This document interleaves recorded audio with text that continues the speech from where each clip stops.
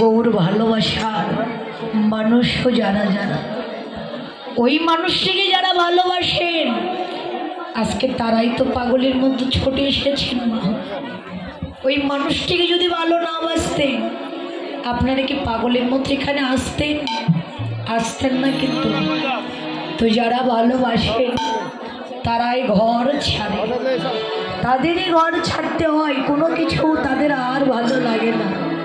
চার প্রমাণ জমিদার পুত্র রঘুনাথ দাস, এত জমিদার, এত ধন ঐশ্বর্য বিষয় এত কিছু ছিল যে তার কোনো কিছুতেই মন বসে না। অন্তরে শুধু একটি কথা বারবার জাগে, কোথায় গেলে ভক্তের সঙ্গ পাবো, কোথায় গেলে গৌরীর কৃপা পাবো, কোথায় গেলে গৌরীর চরণে আশ্রয় পাবো।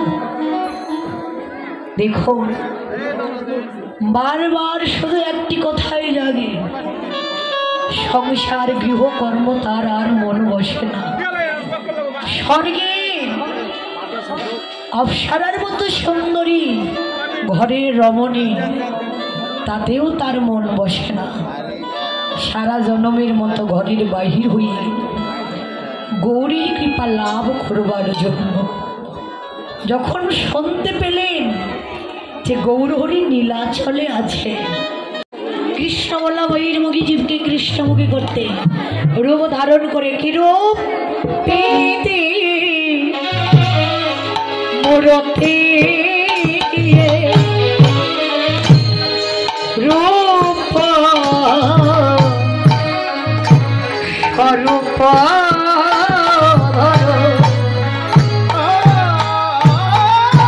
ধরেছে মূরতে, নাসিতে কুরতে ধরেছে মূরতি,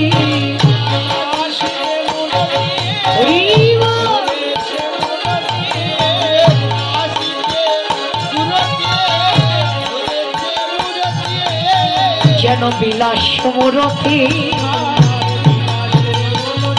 যেন বিলাস মূরতি, আমার এই কানো বিলাস মূরতি,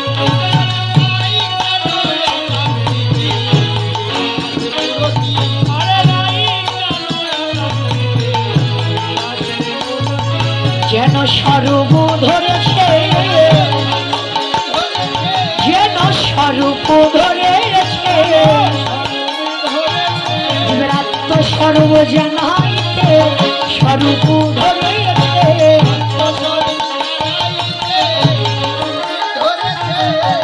আত্মস্বরূপ জানাইতে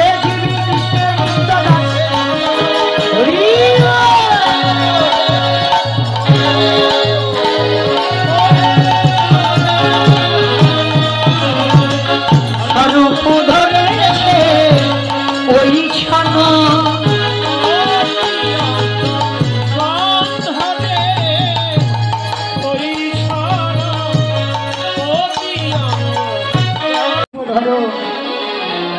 ওই ছন প্রতি অঙ্গ বন্ধ, প্রীতি নয়নে নয়নে বাণ বরিশনে তাহাতে হয় প্রেম, বদনে বদনে কথা আলাপনে তাহাতে হয় হিরি, হিয়ায় হিয়ায় প্রেম আলিঙ্গনে তাহাতে হয় প্রীতি, প্রেম প্রীতি ভালোবাসা। দেখো গৌরহরি এলেন ভালোবাসার বদন নিয়ে, ভালোবাসা শেখাইতে, কিন্তু কোন ভালোবাসা?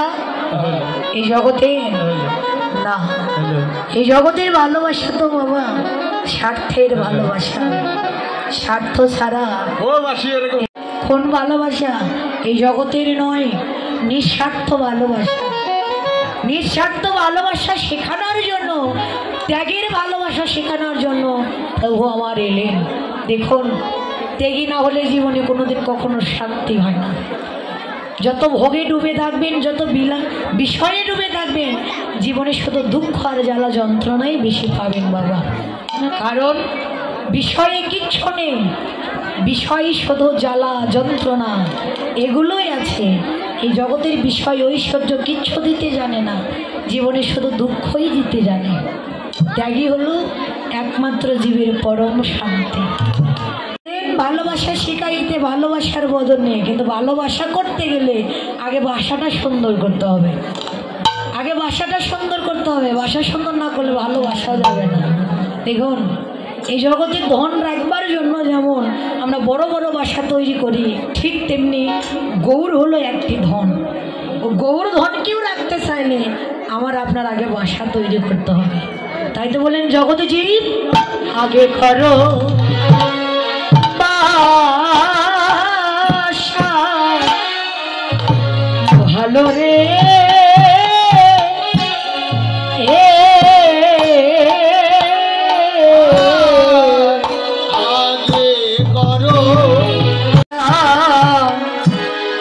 পরে গৌর পাবা আশা আগে করো আশা পরে গৌর পাবা আমরা পরে গৌর পাবার আশা যদি গৌর পাদে থাকে মতি।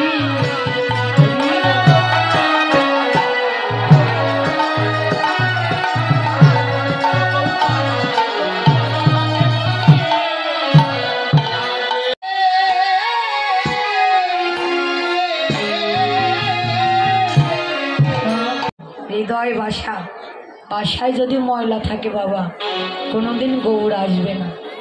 দেখুন এই জগতের বাসা ময়লা হলে আমরা ঝাড়ু দিয়ে পরিষ্কার করি, কিন্তু মা এই হৃদয় বাসা তো আর ঝাড়ু দেওয়া যাবে না, তাই না?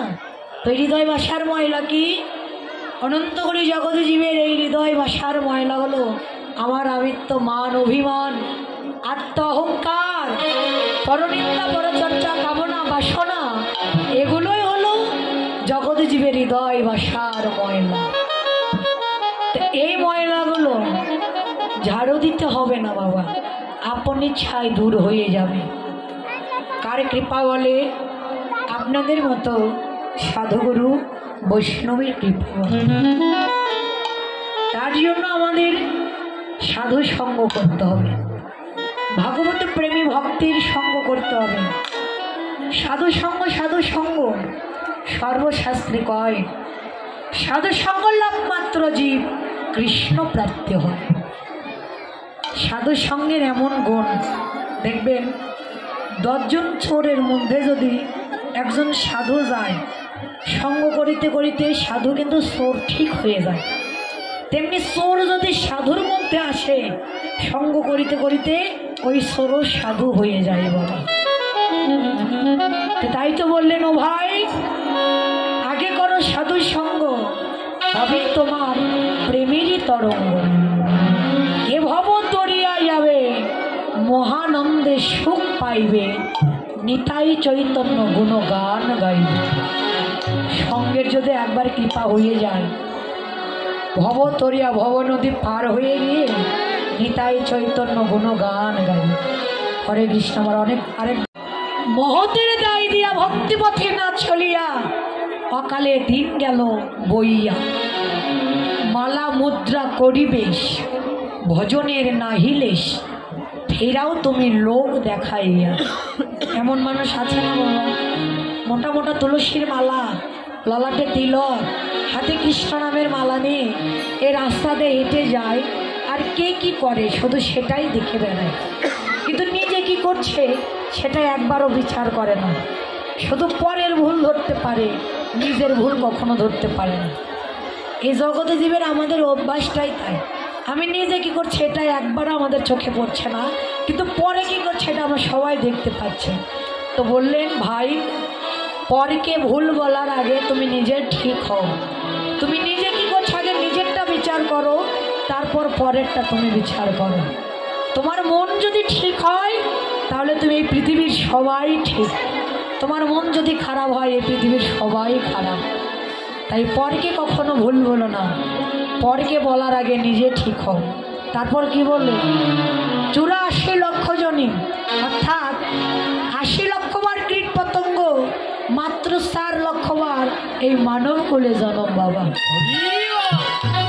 শাস্ত্রে বললেন জলজা নবলক্ষানি স্থাবরা বৃংশটি কৃমিয়া রুদ্র শঙ্কর পক্ষিলং 10 লক্ষ কম। হরিব লক্ষানি স্থাবরা বৃংশটি কৃমিয়া রুদ্র সংকট পক্ষিলং 10 লক্ষ কম। 30 লক্ষানি পশু বনচম 24 লক্ষানি মনুষ্য জনম। কি বললেন? জলজান অর্থাৎ জলের মধ্যে নবলক্ষানি অর্থাৎ 9 লক্ষ বার জন্ম আমাদের। কত কি রূপে? মুক্তা, ঝিনুক, আরও কিনা আছে মা, কিন্তু শেষ কোনটি? শঙ্খ জনম। শেষ হলো শঙ্খ জনম। কেন না, যখন ভগবানের আরতি করা হয় ওই আরতির সময় কিন্তু শঙ্খ বাজানো হয়। তো যতক্ষণ না পর্যন্ত বাবা শঙ্খ না বাজাবেন ভগবানের আরতি কখনো সম্পূর্ণ হবে না। তো এই শঙ্খরূপে যখন আমরা জন্মি জলের মধ্যে থেকে আমাদের জন্ম শেষ হয়ে যায়, আর জলের মধ্যে জন্ম নিতে হয়। এবার কি বললেন? স্থাবরা বৃংশটি অর্থাৎ 20 লক্ষ বার বৃক্ষকুলে জন্ম। কত বৃক্ষ? আম বৃক্ষ, জাম বৃক্ষ, কাঁঠাল বৃক্ষ, কত কিনা আছে, কিন্তু শেষ এই যে তুলসী বৃক্ষ। শেষ হলো তুলসী বৃক্ষ। কেন? দেখুন ভগবানের যতই সাই সামগ্রী দিয়ে প্রসাদ দেন না কেন, ওই প্রসাদের উপর যদি একটা তুলসী পাতা না দেওয়া হয় ভগবান কিন্তু এই দেহে যদি তুলসীর মালা না থাকে তাহলে কিন্তু এই দেহটাও কোনোদিন কখনো গোবিন্দের সেবায় আর লাগবে না। আমাদের প্রত্যেকের কর্তব্য আমাদের দেহে কণ্ঠে তুলসীর মালা দিতে হবে। হরি বল।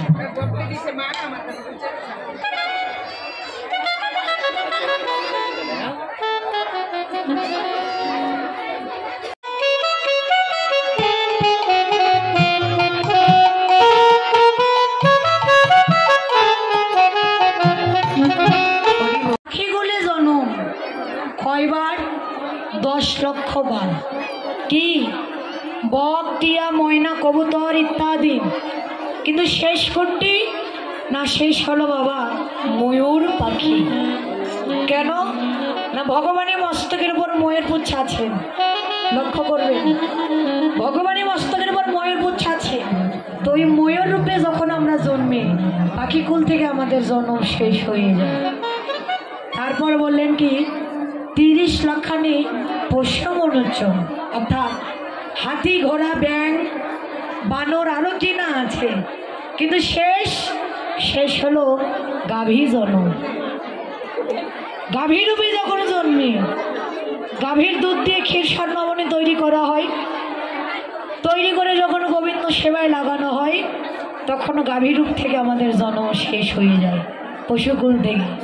এবার মাত্র 4 লক্ষ বার গাভীর রূপে জন্মিবার পরেই আমরা এই সাধের মনুষ্যকুলে জন্ম পেয়েছি। সাধের মনুষ্যকুলে জন্ম মাত্র 4 লক্ষ বার।